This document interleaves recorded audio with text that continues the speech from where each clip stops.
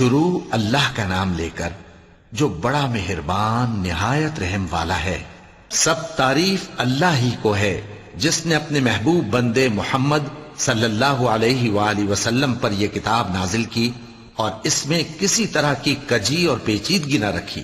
بلکہ سیدھی اور سلیس اتاری تاکہ لوگوں کو عذاب سخت سے جو اس کی طرف سے آنے والا ہے ڈرائے، اور مومنوں کو جو نیک عمل کرتے ہیں خوشخبری سنائے کہ ان کے لیے ان کے کاموں کا نیک بدلہ یعنی بہشت ہے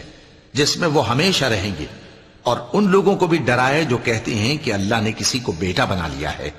ان کو اس بات کا کچھ بھی علم نہیں اور نہ ان کے باپ دادا ہی کو تھا۔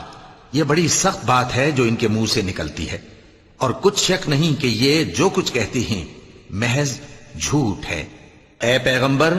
اگر یہ اس کلام پر ایمان نہ لائیں تو شاید تم ان کے پیچھے رنج کر کر کے اپنے تئیں ہلاک